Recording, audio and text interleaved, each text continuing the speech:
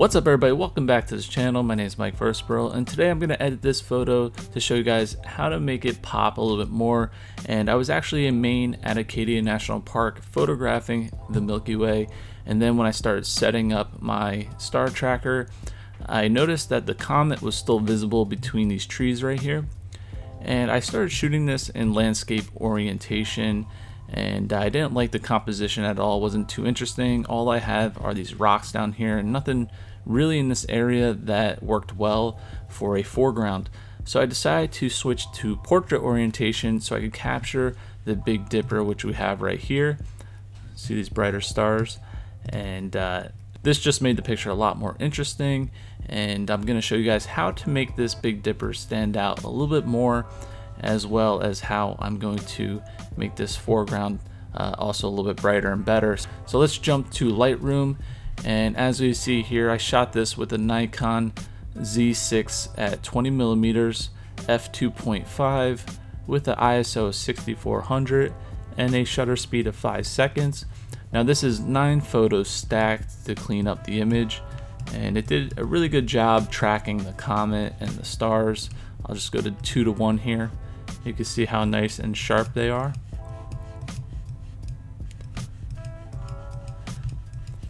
Now cleaned up the foreground as well. It's not perfect. Normally I would like to get an additional photo at a lower ISO and a higher f-stop just to kind of get these rocks a little bit sharper and cleaner. But the 9 photos stacked did a pretty good job. I mean, even at 2:1, they're not too bad. So let's start editing this photo right here. First, I'm going to grab a gradient filter and we're going to work on the rocks. Oops. So I want to increase the shadows just a little bit, as well as my exposure, and also increase the clarity. And we're going to bring up the noise slider as well. You know what, let me zoom in here just to see how much noise reduction I want to apply to just the rocks. So if we go too far, you can see how soft they get. So we're going to keep it right around 35, and that's good enough. Now I'm pretty satisfied with the white balance. You know, I'm going to bring the exposure up a little bit for the overall photo. Maybe pull down the highlights a little bit. And we'll increase the vibrance and the saturation. I don't go too crazy with that. I want to keep it pretty natural. And as we go down in Lightroom, I'll increase the sharpness a hair.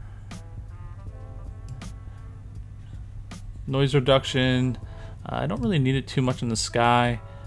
There's a little bit of noise in the comet right here in the tail, but I could always do a localized noise reduction right here. So let's go soften that up a hair.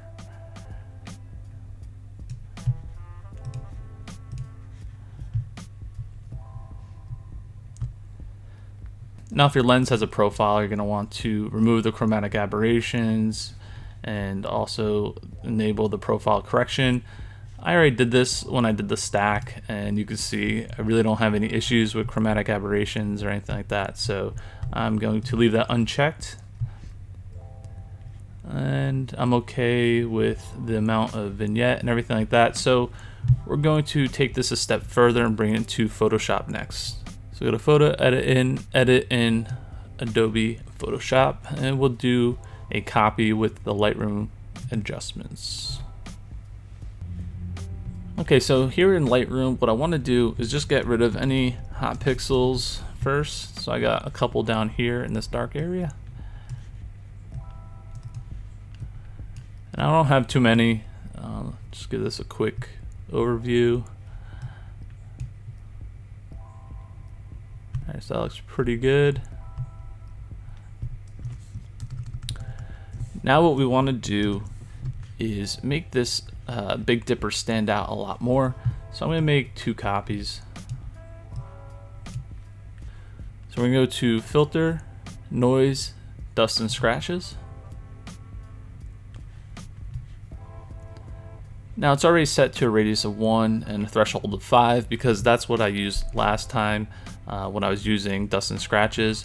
You're going to want to play around with this, but if I do a radius of 2, let's say, you can see it removes a lot of the stars, and if we zoom in, it's just way too much. You can always play with the threshold and bring some back, but they don't really look like stars. They just look like, I don't know, like dust, or some type of imperfection in the photo. So I'm going to actually dial this down to a radius of 1 pixel, and I want to bring the threshold down to around 8. And this is a nice subtle, let's go with 7. This is nice and subtle. I still have the stars in the sky, but they're not as prominent as before. So we're gonna hit OK. I'll just show you before and after. So this is before. You see how the Big Dipper kind of gets lost in this sea of stars, and this is the after. It actually just kind of dims the stars down a little bit, and we could zoom in here. And we want to make these stars for the Big Dipper pop a little bit more. So I'm going to select my brush and create a layer mask. Make sure I have black selected and just brush over these stars just to bring back some of the brightness that we lost by doing the dust and scratches.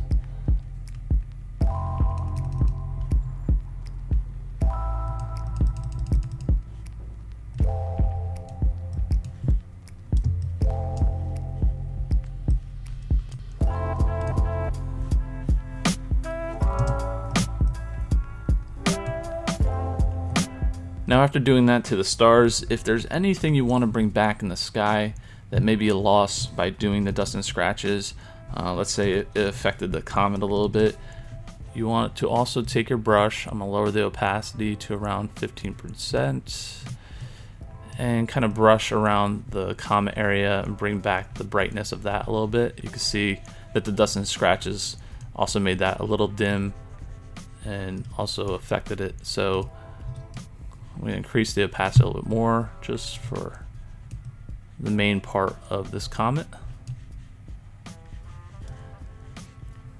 Next, I'm going to select the layer underneath and switch my brush to the dodge tool. Make sure I have highlight selected, and 3% is fine. And I just want to go over the stars of the Big Dipper again and brighten them up.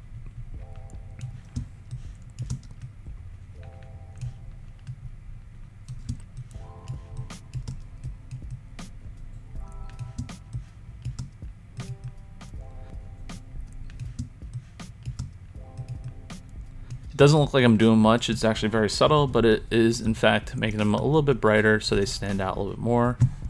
Let's get this guy right here.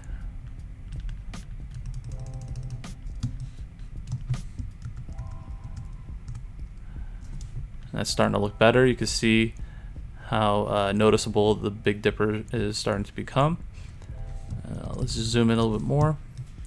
Now we can take this a step further by clicking back on this layer, and I could actually spot heal these some of these other stars that are in the surrounding area of the Big Dipper.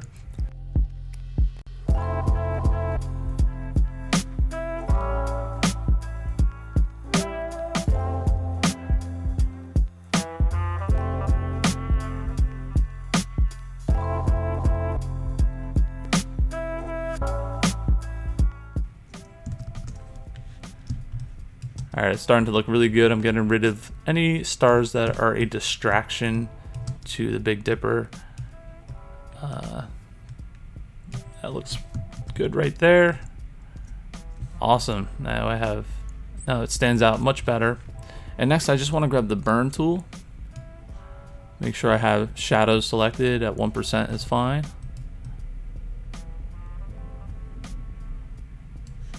I just want to burn trees a little bit and make sure they're a nice rich black. Sometimes when you're doing night photography and you start raising the exposure, you bring some noise into these dark areas, and by dodging them you get to hide that noise and conceal it. So that's what I'm doing right there. and yeah, it's starting to look pretty good. I'm going to flatten this image and hit save. Now if you plan on working on your photo a little bit more, definitely don't flatten it and just save it out as a Photoshop file, and that way you could always come back and mess around with the layers. But for this video, I'm saving it out so I could bring it into Lightroom. Alright, so here we are back in Lightroom with my new image, and here's the older image. I'll do a comparison of the two. Let me just remove everything we did to the old image so you could see the before and after. So I'm going to reset this, grab those two, and let's compare them. Alright, so on the left here is the original 9 stacked photos, and on the right is what I did in post-process, where I increased the exposure, made the rocks stand out a little bit more, also made the Big Dipper stand out a lot more as well. And there's one last thing that I'm missing as I look at these two photos. I want to adjust the crop a little bit. I have this dead space right here, and you can see on this side the tree meets the edge of the photo, so I want to make that even on each side. So let's hit done, close this out, grab my crop tool,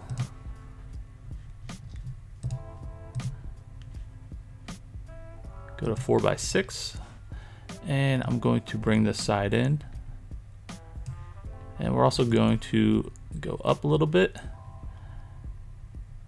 So follow the rule of thirds. I want 2/3 sky with 1/3 foreground, since, like, again, as I said before, the foreground was not that interesting.